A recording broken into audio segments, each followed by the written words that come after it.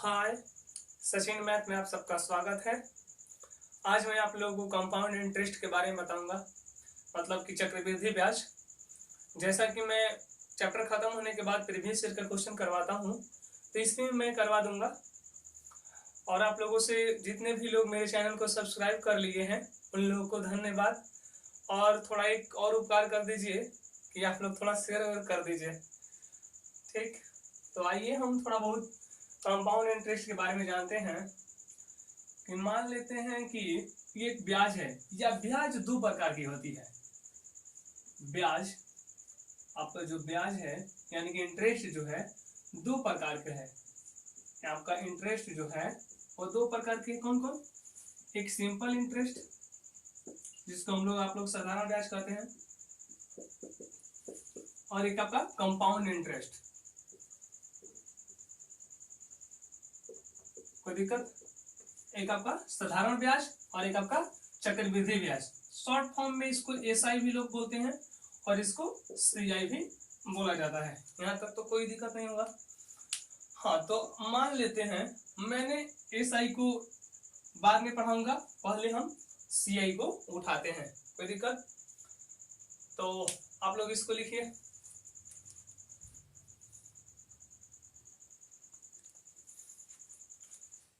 ध्यान से देखिएगा कि मान लेते हैं कि मूलधन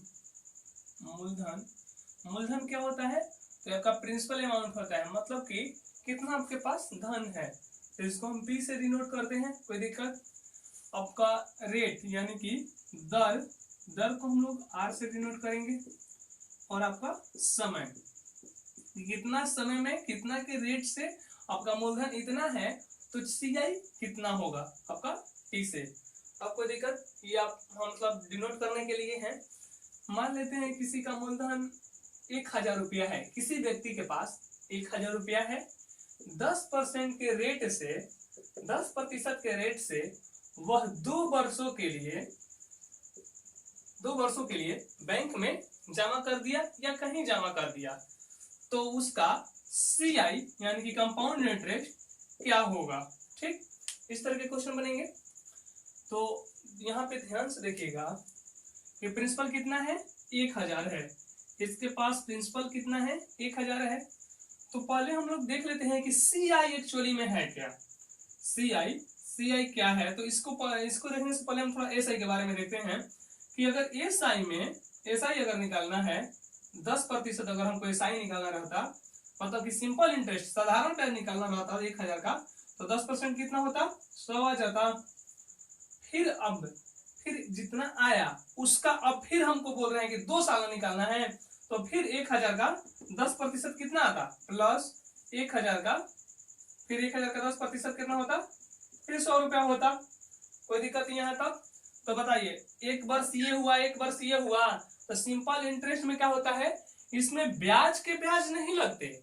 इसमें आपको जैसे कि 1000 का ब्याज हमको 10% कितना मिला? 100 रुपये मिला ना एक साल में, तो इसका ब्याज नहीं लगता है, वो डायरेक्ट मूलधन का ही फिर से 10% ब्याज लगता है। ठीक, चाहे आप कितने भी साल निकाल ले, 50 साल भी ऐसा ही अगर निकालना होगा सिंपल इंटरेस्ट, तो आपका 10% 1000 का ही लगेगा। ये नहीं कि ये सब भी जुट करके लगने लगेगा, नहीं। कंपाउंड इंटरेस्ट में हाँ ब्याज के ब्याज लगने लगते हैं।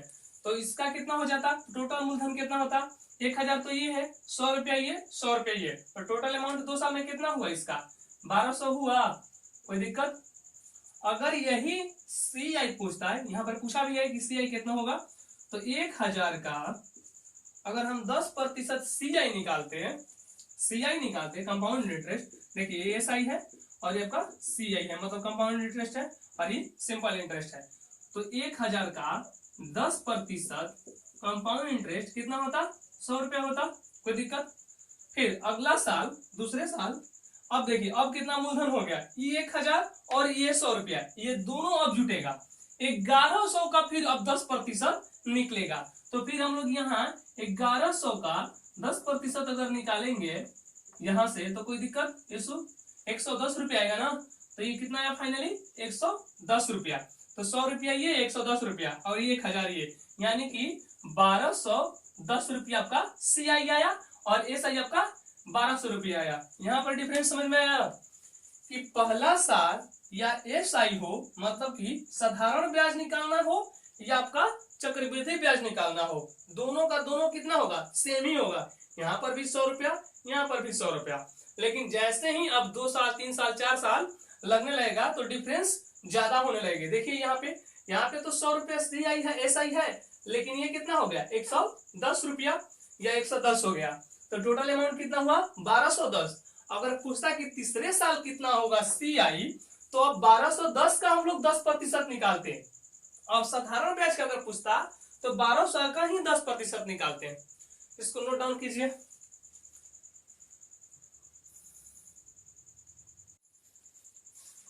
आइए क्वेश्चन के जरिए समझते हैं कि सीआई में ब्याज दर कैसे निकालते हैं या उसका रेट कितना है। ब्याज दर बोलिए या रेट बोलिए।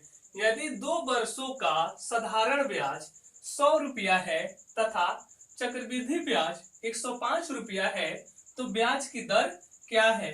तो कितना वर्षों में बोला है, आपको 2 वर्षों में बोला है। यहाँ पे आप लोग ध्यान दीजिए कि टाइमिंग कितना दिया है 2 वर्ष, और साधारण ब्याज कितना दिया हुआ है 100 रुपया, और सिंपल मतलब कि चक्रवृद्धि ब्याज यानी कि कंपाउंड इंटरेस्ट 105 रुपया है। तो हम लोग आसानी से लिख सकते हैं कि टाइम है कितना 2 ईयर, कोई दिक्कत। आपका एस आई कितना है 100 रुपया और सी आई कितना है 105 रुपया। ठीक, तो अब हम लोग यहाँ पे देखते हैं कि मान लीजिए कि अगर हमको सिंपल इंटरेस्ट निकालना रहता कि 2 सालों में सिंपल इंटरेस्ट कितना कितना हुआ, तो ये पहला साल और ये आपका दूसरा साल, कोई दिक्कत।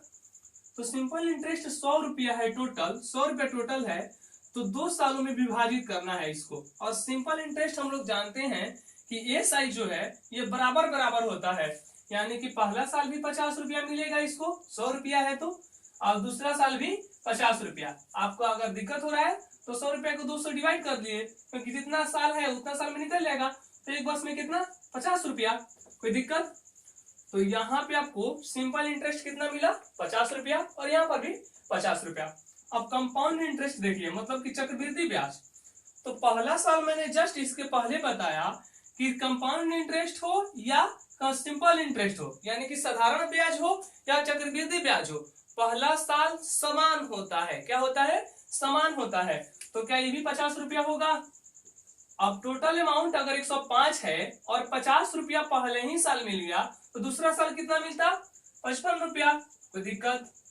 55, तो बताइए 50 बढ़ करके कितना हो गया 55 ना, तो कितना बढ़ा 5 रुपया, कितना पे 50 पे, तो 100 पे कितना आपका ये रेट आ गया यहाँ से। तो अगर ये कटेगा तो कितना आएगा 10% आएगी, कोई दिक्कत। यानी कि आपका रेट कितना हो जाएगा 10%। तो जितना बढ़ा और जिस पे बढ़ा उस पे निकाल देते हैं तो ये रेट है, क्योंकि ये भी शामिल हुआ होगा। देखिए इसी पे क्यों निकालते हैं, क्योंकि इस पे रेट तो मिला होगा ना, ब्याज पे भी रेट मिलता है। मैंने जैसे बताया कि 1000 का मूलधन 10% निकालेंगे तो 100 रुपया, तो 100 रुपया का तो फिर ब्याज मिलेगा, तो 50 रुपया का ब्याज भी मिला होगा। तो कितना मिला 5 रुपया, तो 5 50 का कितना प्रतिशत है, कोई दिक्कत। लिखिए इसको। अगला क्वेश्चन देखिए, यदि 3 वर्षों का साधारण ब्याज 1200 रुपया है तथा 2 वर्षों का चक्रवृद्धि ब्याज 832 रुपया है, तो इसकी दर क्या है। तो दर क्या है, ठीक, कोई दिक्कत। तो यहाँ पे साधारण ब्याज कितना है 1200 रुपया है और चक्रवृद्धि ब्याज कितना है 832 रुपया है। तो हम लोग 3 वर्षों का साधारण ब्याज, 3 वर्षों का साधारण ब्याज अगर 1200 रुपया है, तो 1 साल का साधारण ब्याज कितना हो जाएगा, 3 वर्ष का है तो 400 हो जाएगी। यानी कि एसआई जो मिला होगा सिंपल इंटरेस्ट, पहला साल भी 400, दूसरे साल भी 400 और तीसरे साल भी आपका 400, कोई दिक्कत। फिर क्या बोल रहा है कि चक्रवृद्धि ब्याज 2 वर्षों का चक्रवृद्धि ब्याज 832 रुपया है। तो कंपाउंड इंटरेस्ट आपका 2 सालों में, पहला साल तो सेम ही मिला होगा 400 रुपया ही मिलेगा, दूसरा साल 832 है और पहला साल 400 मिल गया, तो क्या यहाँ पे 432 मिलेगा, हाँ या ना बोलिए। तो 400 से बढ़ करके कितना हुआ 32, 432, तो कितना बढ़ा 32 रुपया बढ़ा ना। तो 32 रुपया बढ़ा किस पे, 400 पे, तो 100 पे कितना, ये आपका क्या आ गया, यही आपका रेट है यानी कि दर है। तो यहां से अगर हम कटाएंगे तो ये कटेगा यानी कि 8% आपका रेट आएगी। अब रेट निकालना आ गया जाएगा आपको, नोट डाउन कीजिए।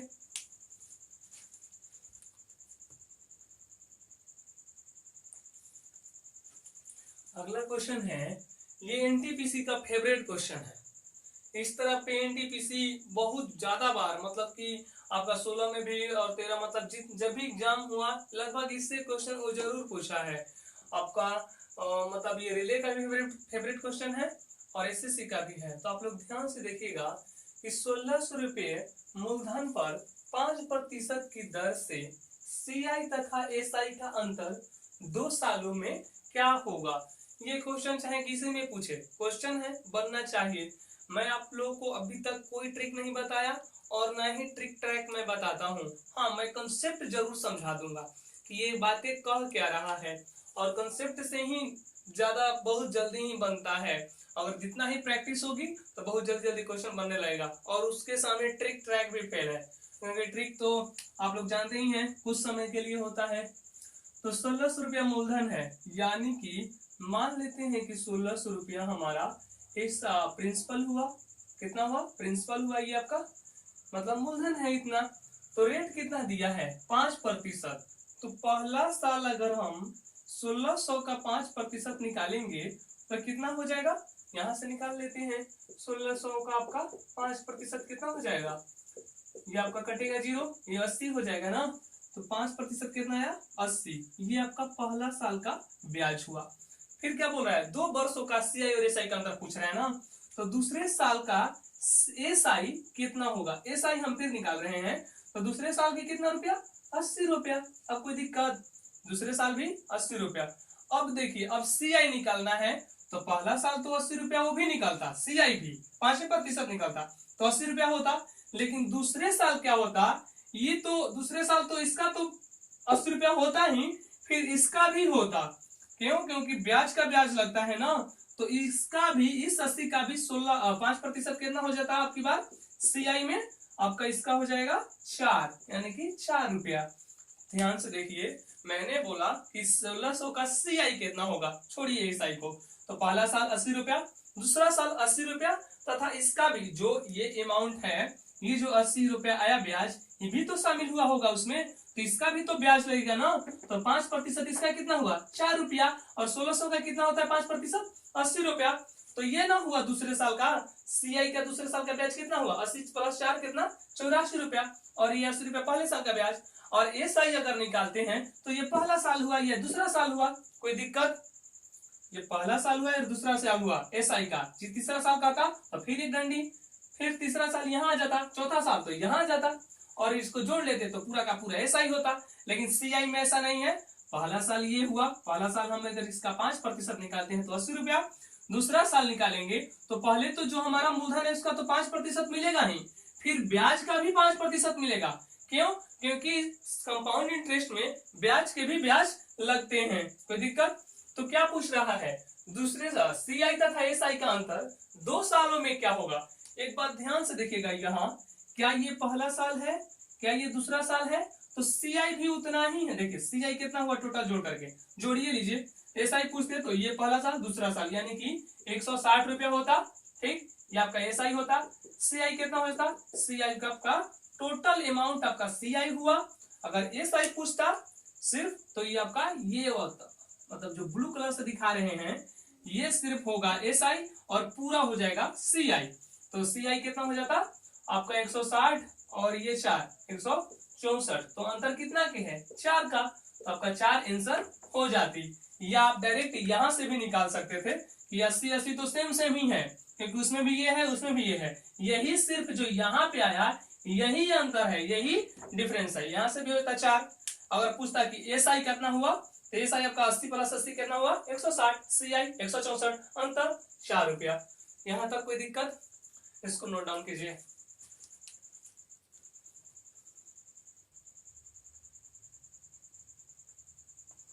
अगला क्वेश्चन है कि 1280 रुपया के मूलधन पर CI तथा SI का अंतर कितना होगा यदि दर 12.5% हो। जस्ट इसके पिछले ही जैसा है, तो हम लोग क्या किए थे, 1280 का 12.5% निकाल लीजिए। इसका 12.5% यानी कि 12 गुणा 1/2 का मतलब क्या है, 12 2 24 25 बटा में 2 और इसका 100 आ जाता, परसेंटेज के लिए 100 आता है ना बटा में, तो कितना होता है 4 यानी कि 1/8। इसका फ्रैक्शन वैल्यू 1/8। तो 1280 का 1/8 कितना होता आपका 160 रुपया होता। 16 8 28 से 160 रुपया पहला साल, फिर आपका ये भी दूसरा साल के लिए 160, और ब्याज का भी ब्याज कितना लेता 1/8 यानी कि 8 2 16 का 20 रुपया आता। ठीक, कोई दिक्कत? यहाँ तक तो बातें हम पहले समझाते थे कि पहला साल का हो गया, ये आपका दूसरा साल, और ब्याज का ब्याज लगता है तो इसका भी दूसरा साल के लिए ब्याज 20 रुपया।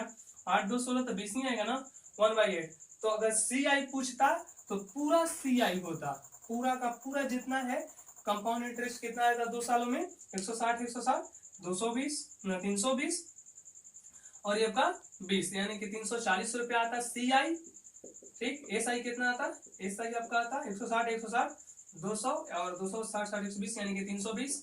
अंतर कितना का था 40 20 का अंतर आता ना, तो 20 आपका आंसर हो जाता, कोई दिक्कत? और यहाँ से भी आप लोग देख रहे थे कि 20 है। इसको ध्यान से समझिएगा, ये आपका 3 साल पे भी काम आएगा, इसका 3 साल तो तीसरा साल भी निकाल लेते, फिर ये थोड़ा और बड़ा हो जाएगी, चौथा साल तो चौथा साल। इस पे कोई दिक्कत नहीं होता, इस पे क्वेश्चन बनते हैं, बहुत अच्छा से बनते हैं, चाहे कितना भी भास्ट क्यों न हो। तो इसको ध्यान में रखिएगा, ठीक, कोई ट्रिक नहीं है। और इस क्वेश्चन को हम एक और तरीके से बना सकते हैं, ध्यान से देखिएगा। यहाँ मैं क्या बता रहा हूँ कि मान लीजिए, कहाँ बता दूं, यहाँ ये हो गया ना, इसको हटाते हैं।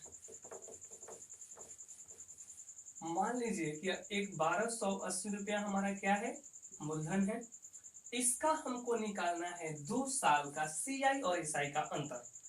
तो हम 1280 का 1/8 निकाले तो कितना आया 160। अब क्या करना है, यहाँ ध्यान से देखिएगा, इसको 2 बार मल्टीप्लाई कीजिएगा। कितना बार, 2 से मल्टीप्लाई कीजिए। 160 को 2 से तो कितना हो जाएगा, जितना साल मतलब जितने साल का अगर ब्याज पूछता है 2 साल का, तो 2 साल का, 3 साल का पूछ गया तो 3 साल ही मल्टीप्लाई कीजिए, कोई दिक्कत नहीं है, बन जाएगा। ठीक, 160 और फिर इसका 1/8 कितना हो जाएगा, अगर इसका 1/8 निकालते तो 20 होता, क्या दिक्कत कोई? तो अब कुछ नहीं करना है, इस 2 साल के लिए है 2 ही बार, 1 बार और 2 बार। अगर 3 बार तीसरा साल 3 साल के लिए पूछता, 3 साल के लिए, तो हम लोग इसमें कितना से मल्टीप्लाई कराते 3 से, फिर इसमें 2 से, और फिर एक आता तो छोड़ देते हैं। ठीक, उसको ऐसे ही, जैसे कि 2 साल के लिए पूछा तो इसमें 2 से मल्टीप्लाई, इसको छोड़ दिए।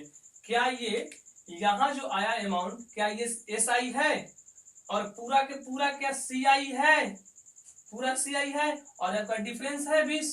कोई दिक्कत हुआ, इधर इस तरह से भी डायरेक्ट ही बन जाता, कोई इतना लंबा चौड़ा बनाने की जरूरत ही नहीं थी। तो आप लोग जो मन करे, आपका सेकंड ये हो गया और आपका फर्स्ट हो गया, जो मन करे वो उस तरीके से बनाइए, नोट डाउन कीजिए इसको।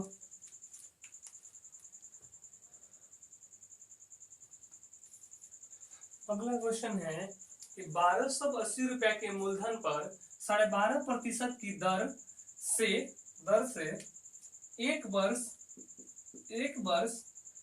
73 दिन का CI यानी कि चक्रवृद्धि ब्याज कितना होगा। तो हमने क्या बताया आपको कि 1280 मान लेते हैं कि मूलधन हो गया, तो इसका रेट कितना है, रेट है आपका, रेट दिया हुआ है 12.5%, 12 गुणा 1/2%, इसका फ्रैक्शन वैल्यू 1/8। अभी हमने निकाला पिछले क्वेश्चन में, तो इसका 1/8 होता। तो 1280 का पहले साल का ब्याज क्या होता 1/8 निकालते इसका, तो 160 रुपया। दूसरे साल का कितना हो जाता CI 160 रुपया, और इसका भी लगता ना, तो इसका भी कितना होता 20 रुपया 1/8। कोई दिक्कत? तो देखिए पहला साल तो ये हो गया, पहला साल तो ठीक है, पहला साल तो कोई इशू नहीं है, लेकिन दूसरे साल क्या 1 वर्ष 73 दिन पूर्ण रूप से है, ये दूसरा साल नहीं है ना, ये तो मात्र 73 दिन का है। तो हम यहाँ से देख लेते हैं कि टाइमिंग जो है 1 वर्ष 73 दिन का है, तो 73 दिन को हम साल में बदलेंगे, तो 1 साल में कितना दिन 365 दिन। अगर हम इसको 365 से भागा देंगे तो ये कितना हो जाएगा आपका 5 बार में जाएगा ना, तो 1/5 हो गया। यानी कि 1/5 वर्ष, ये भी तो वर्ष है। यानी कि हम क्या लिख सकते हैं, इसको हटा करके डायरेक्ट हम लिख सकते हैं 1/1/5 वर्ष। कोई दिक्कत, कोई इशू? अब एक साल तो पहला साल तो ब्याज सेम रहता, 160 ही मिलता, मतलब उतना ही रहता। लेकिन दूसरे साल पूर्ण रूप से नहीं है, कितना है 1/5 वर्ष है। तो इन दोनों को अगर जोड़ेंगे, यही ना दूसरा साल का ब्याज है, ये पहला साल का ब्याज होता है, ये दूसरे साल का होता है।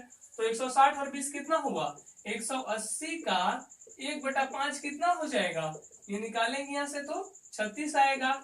यानी कि अगर पूछ रहा है कि एक वर्ष 73 दिन, तो पहला साल कितना मिला 160, दूसरा साल कितना मिला 36, दोनों मिला के कितना हो जाएगा 196 रुपया। यही आपका 2 साल 1 वर्ष 73 दिन का ब्याज हुआ। अगर इस तरह के क्वेश्चन में जितना अमाउंट दिया हो, आपका प्रिंसिपल कितना भी हो, अगर 1 वर्ष 5 दिन, 1 वर्ष 15 दिन, 2 वर्ष 13 दिन, तो आप लोग को जो दिन में दिया है उसको साल में बदल लेंगे और इस तरीके से निकाल करके, मतलब 2 वर्ष का दिया है तो 2 वर्ष का जितना अमाउंट हो, या मान लेते हैं कि 2.5 वर्ष का दिया कि 2 वर्ष 6 मंथ, तो 6 मंथ का हम लोग भागा दे देंगे तो कितना हो जाएगा 1/2 ईयर, मतलब कि हाफ ईयर। तो हाफ ईयर पहला साल, दूसरा साल, और दूसरा साल बाद तीसरा साल भी निकाल लीजिए। 2 साल तो कंप्लीट मिल रहे हैं ना, और तीसरा साल में कितना हाफ ही मिल रहा है, तो तीसरा साल का जो ब्याज आएगा उसमें से उसको 1/2 निकाल लीजिए और सबको जोड़ लीजिए, वही आपका 2 वर्ष 2.5 महीना यानी कि 2.5 साल का ब्याज हो जाएगा। यहाँ समझ में आ गया?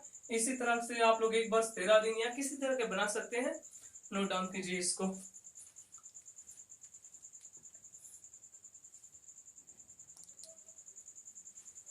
अगला क्वेश्चन है कि 4% की वार्षिक दर से 2 वर्षों का CI तथा SI का अंतर 1.4 है, तो मूलधन की राशि क्या है? इसमें क्या है, मूलधन निकालना है।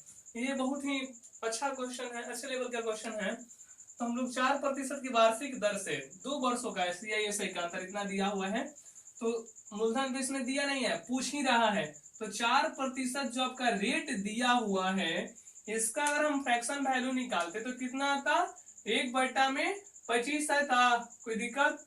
अब पे क्या करना है, ध्यान से देखिएगा, ये जो 25 आ रहा है, क्या ये 25 पे 1 रुपया मिल रहा है, क्या ये मूलधन का काम कर रहा है कि नहीं? तो 2 वर्षों का है तो इसका स्क्वायर कीजिए, कितना हो जाएगा 625। अब आप 625 को ही मान लीजिए कि ये मूलधन है। तो क्या हमने 625 को जब मूलधन माना और रेट कितना है 4%, तो 1/25 इसका निकालते हैं तो 25 पहला साल मिलता, कोई दिक्कत, और दूसरा साल भी आपको कितना मिलता 25 ही मिलता, और इसका भी तो मिलता 1/25, तो 1/25 कितना मिलता 1 मिलता ना। तो ध्यान से देखिए, अगर मैंने 4% जो रेट दे रखा है, मैंने क्या बताया, इसको आप फ्रैक्शन में बदलिए, 1/25 हो जाएगा। और ये 25 पे 1 रुपया मिलता है या नहीं, यहाँ पे ध्यान से देखिए, 1 रुपया 25 पे मिलता है या 25 पे 1 रुपया मिलता है, तो 100 पे कितना, अगर 100 से मल्टीप्लाई कराते तो क्या 4% रेट आ जाता। तो ये बेसिकली मूलधन का काम कर रहा है या नहीं। तो अगर इसको हम स्क्वायर मान लेंगे, क्योंकि 2 साल का है तो स्क्वायर कर लेंगे, तो कितना मूलधन हो गया 625। तो हमने इसी को मूलधन मान लिया 625 को ही। तो 625 का 1/25 यानी कि 4% कितना होता, पहला साल ब्याज, पहला साल 25 रुपया मिलता, दूसरा साल 25 रुपया भी मिलता, और ब्याज का भी ब्याज मिलता कितना 1 रुपया। अब बताइए डिफरेंस मैंने क्या बता रखा है, कभी से तो मैं ये भी तो बता रहा हूँ कि ये आपका जो ये यहाँ पे जो राशि आ रही है 2 साल में, यही आपका क्या है डिफरेंस है। तो डिफरेंस कितना है, यानी कि अंतर 1 रुपया, अगर 1 यूनिट अंतर है, कब 1 यूनिट अंतर है, इसमें 1 यूनिट आ रहा है, लेकिन क्वेश्चन में कितना दे रहा है 1.4, तो 1 यूनिट का मान कितना है 1.4। तो बताइए 625 यूनिट माने हैं, तो 625 यूनिट का मान कितना होगा।